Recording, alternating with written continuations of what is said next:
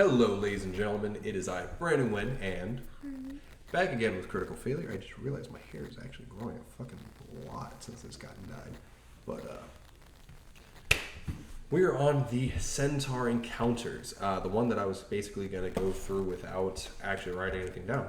So let me get to the Centaur. So I got your Dragon Lich. I don't know how I turned that fucking fast, but just give me 1 second. I actually want to play a Centaur. I think it's Mordenkainen's fucking Guildmaster's Guide to Ravnica, if I'm correct, as a Centaur. For stats, I really want to play one, and I want to play a Druid Barbarian, or possibly a Druid Sorcerer, or something like that. Basically, Gisult. So you get the levels from the beginning, and I would be. I think the Druid has a D8 for its health, or a D6. I forgot. But basically, I'd want to do that just for the spells and stuff. It'd make a lot more sense for the character, because I kind of wanted him to be like a shaman of some sort, not necessarily like a warrior. So that's what I wanted. And I think that they actually make really cool like creatures. I don't see these guys actively trying to kill like any person. They try to like deal with it diplomatically before they actually kill anyone, doing so with words. But considering the fact that, you know, there is probably some sort of language barrier, knowing that they speak Elvish and not Common somehow, which is kind of weird to me. So I feel like that would be somehow difficult, but, you know, probably the town's leadership would know Common, because, you know, Common being such a very basic language, it would be very beneficial for at least a couple members of society to know it. Now, the warriors, I feel like they would personally be knowing, like, you know, something that's related to, like, Goblin, just for the sheer fact that I feel like Goblinoid is, or Dwarvish probably would be better, because I feel like Centaurs would actively be traversing actively through the world. So at least each member of society, or each variant of each thing. So, like, you know, there's the people who tend to the children, warriors, the shamans, healers, you know, stuff like that.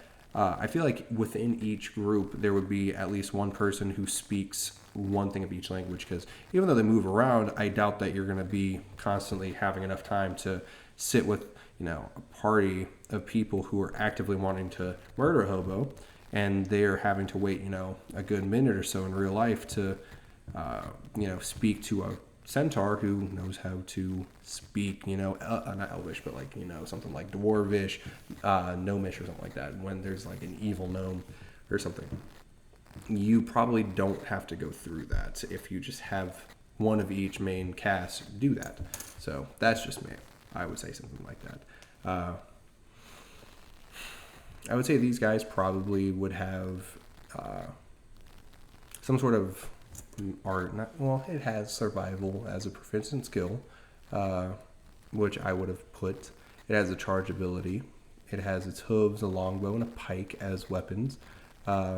It's counted as a size larger, which I don't think it says on here, but I know the player character version is considered size larger, even though it's considered medium, which I don't like. I feel like it should be just considered large, because, I mean, like, they are, in the monster manual, larger.